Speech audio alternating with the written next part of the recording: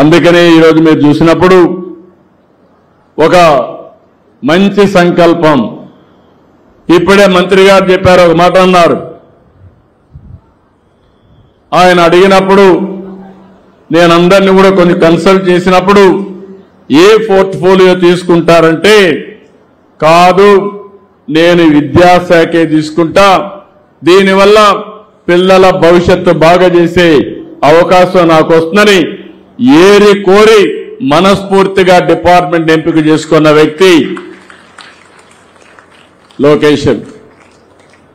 ఎందుకంటే నేను కూడా అనుకున్నాను, డిఫికల్ట్ డిపార్ట్మెంట్, అనునిత్యం పనులుంటాయి. కానీ అతనుకుండే స్టాన్ఫోర్డ్ వరకు చదువుకున్నాడు కాబట్టి ఆయన చూస్తే ప్రతి ఒక్కరూ మేము కూడా చదువుకొని పైకి రావాలనే కోరిక కలుగుతుంది. దాన్ని ప్రేరేపించే విధంగా కార్యక్రమాలు చేయమని చెప్పి కూడా ఆయనకు చెప్పా. అది చేస్తారని చెప్పి కూడా మీ అందరికీ తెలియజేస్తున్నా.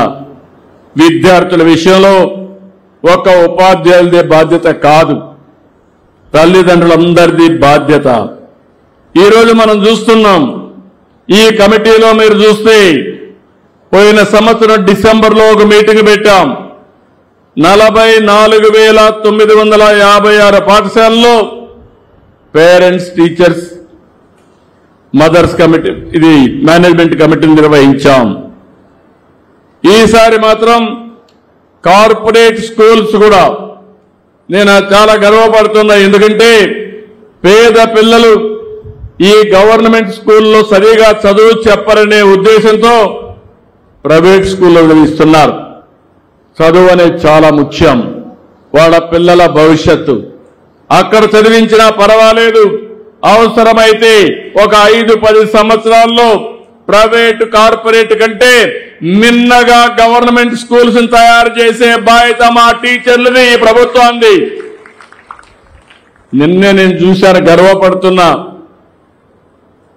ఒక నెల్లూరు ఒక స్కూల్ అయితే నో వేకెన్సీ బోర్డు పెట్టారు.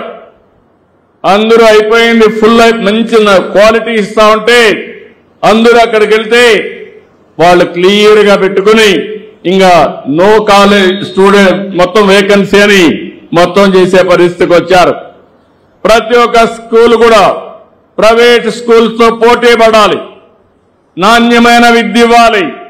అవసరమైతే మళ్లీ పిల్లలందరూ మన స్కూళ్లకు రావాలి. నో వేకెన్సీ బోర్డు పెట్టి మీరు ముందుగా ఫుల్ అయిపోయినాయని చెప్పగలిగితే ఆ రోజు మా టీచర్ని మనస్ఫూర్తిగా అభినందిస్తానని మరొకసారి మీకు విజ్ఞప్తి చేస్తున్నా. మన టీచర్లు ఏం తక్కువ కాదు, చాలా సమర్థవంతమైన టీచర్లు. ఇక్కడ పనిచేసే టీచర్ల కంటే కార్పొరేట్ స్కూల్స్ లో పెద్ద టీచర్లు కాదు. ఒక శ్రద్ధ పెట్టారు, వాతావరణాన్ని క్రియేట్ చేసి ముందుకు పోయే పరిస్థితికి వచ్చారు. ఈరోజు రాష్ట్ర ప్రభుత్వ పరంగా ప్రభుత్వం ఎయిడెడ్, అన్ఎయిడెడ్, జూనియర్ కాలేజీలు అన్ని కలిసి నిర్వహిస్తున్నాం. ఈరోజు మీరు చూస్తే 74,96,288 మంది విద్యార్థులు, 3,32,770 మంది ఉపాధ్యాయులు, 1,49,92,456 మంది తల్లిదండ్రులు. ఈ కార్యక్రమంలో 2,28,000 మంది, 2,28,000 మంది భాగస్వాములైనటువంటి ఏకైక కార్యక్రమం, గిన్నీస్ రికార్డు క్రియేట్ చేయడానికి అవకాశం ఉండే ఏకైక కార్యక్రమం ఈ మెగా పేరెంట్స్, ఈ యొక్క పీటీఎం అని చెప్పి కూడా మీకు తెలియజేస్తున్నాం. అయితే ఇది ప్రారంభం మాత్రం. నేను చూశాను, పిల్లలకి ప్రోగ్రెస్ కార్డులు ఇస్తున్నారు, హోలిస్టిక్ ప్రోగ్రెస్ కార్డ్స్ అన్ని ఇస్తున్నారు. ఇంకొక యాప్ తీసుకొస్తున్నారు, గ్రీన్ పాస్పోర్ట్ తీసుకొచ్చారు. ఇవన్నీ కూడా మీరు ఒక్కసారి చూసుకుంటే ఒక బాధ్యత, ఒక భవిష్యత్తుకు భరోసా ఇచ్చే విధంగా అనేక కార్యక్రమాలు తీసుకున్నారు. తల్లిదండ్రులందరినీ కోరుతున్నాం, ఇమ్మీడియట్ గా యాప్ ని డౌన్లోడ్ చేసుకోండి. తెల్లవారితో 10 గంటలకి మీ అబ్బాయి వచ్చాడా లేదా రికార్డు ఉంటుంది, మీకు అలర్ట్ వస్తుంది. పిల్లలు ఇక్కడుండే పిల్లలందరినీ కోరుతున్నా, స్కూళ్లకు డుమ్మా కొడితే ఇమ్మీడియట్ గా అమ్మకు నాన్నకు తెలుస్తుంది. కాబట్టి ఎవ్వరు కూడా డుమ్మా కొట్టకుండా ఉండాలని పిల్లలందరినీ కోరుకుంటున్నా. ఇది మంచి కార్యక్రమం అవునా కాదా అని అడుగుతున్నా పిల్లలందరినీ. ఆమోదమేనా? పిల్లలందరూ చేలు పైకెత్తండి. మీ మంత్రి గారు చాలా బాగుంటారు, పిల్లల్ని చదివించడంలో మాత్రం కఠినంగా ఉంటారు. దానికి అభినందిస్తున్నా. Okay, good. తల్లిదండ్రులు యాప్ చూస్తారని అడుగుతున్నా, డౌన్లోడ్ చేసుకుంటారా లేదా? మీరు అందరికీ సెల్ ఫోన్లు ఉన్నాయా? ఉన్నాయంటే చేలు పైకెత్తండి. అందరికీ సెల్ ఫోన్లు ఉన్నాయి. ఇప్పుడు వాట్సాప్ గవర్నెన్స్ కూడా తీసుకొచ్చాం. మీరెక్కడికి పోయే పని లేదు. ఒక్క వాట్సాప్ గవర్నెన్స్ లో ఏం కావాలో చెప్తే చేసి మళ్లీ మీకు సమాధానం చెప్పే బాధ్యత, పనులు చేసే బాధ్యత ఈ ప్రభుత్వం అందని చెప్పి కూడా నేను మీకు తెలియజేస్తున్నా. ఈరోజు ఫస్ట్ టైం స్కూల్స్ లో మీరు చూస్తే ప్రతి ఒక్కరికి నాణ్యమైన ఆకర్షణీయమైనటువంటి యూనిఫామ్ తీసుకొచ్చారు. షూ కూడా బాగుంది, పుస్తకాలు బాగున్నాయి, బ్యాగులు కూడా బాగున్నాయి. కొత్త చెరువుకు వస్తే మళ్ళా నాకు చదువుకోవాలనిపిస్తా ఉంది. ఒక బ్రహ్మాండమైన వాతావరణం ఉంది ఇక్కడ.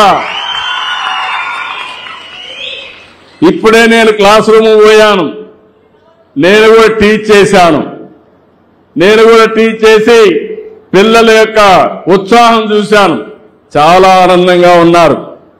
ఈరోజు అక్కడ టీచర్ని కూడా చూస్తే ఇక్కడే చదువుకుని గోపాలుడు అనే వ్యక్తి మళ్లీ ఇక్కడే నేను పనిచేయాలి, ఈ స్కూల్ రుణం తీర్చుకోవాలని టీచర్ గా ఇక్కడికే ట్రాన్స్ఫర్ అయ్యి వచ్చాడంటే మనస్ఫూర్తిగా అభినందిస్తున్నానని చెప్పి కూడా నేను మీకు తెలియజేస్తున్నా.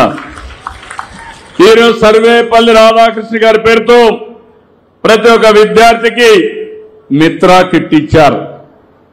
ఒకప్పుడు మీరు చూస్తే నాకు అనిపిస్తుంది నాయకులంటే ఎన్ని చిత్ర విచిత్రాలు చేశారంటే కడాన పిల్లలకిస్తే పుస్తకాల పైన బ్యాగ్ కూడా వదిలిపెట్టలేదు, దానిపైన కూడా బొమ్మ వేసుకునే పరిస్థితికి వచ్చారు. ఇప్పుడు ఆ రోజులు అయిపోయినాయి. ఏ బొమ్మ ఉండదు, విద్యాలయాల్లో రాజకీయాలు లేవు. నేను ఒకటే ఆలోచిస్తున్నా, ఈ పిల్లల భవిష్యత్తు బంగారు భవిష్యత్తు చేయడమే కాకుండా ప్రపంచంలోనే చురుకైన యువతగా తయారు చేసే బాధ్యత ఈ ప్రభుత్వాన్ని. అందుకనే ఏవైతే నిర్లక్ష్యం చేశారో అవన్నిటిపైన విద్యార్థులకు అందరికీ కిట్లు అందించాం. ఒక్కొక్క కిట్టుకైతే 2,275 రూపాయలు చొప్పున 953 కోట్లు ఖర్చు పెట్టాం. ఇవన్నీ కూడా 1-8 వరకు, అదే 120 స్టిచ్చింగ్ మాత్రం 120 రూపాయలు, 9-10 అయితే 240 రూపాయలు స్టిచ్చింగ్ అయ్యే పరిస్థితికి వచ్చింది. నోట్ పుస్తకాలు కూడా నేను చాలా సార్లు చూసేవాడిని.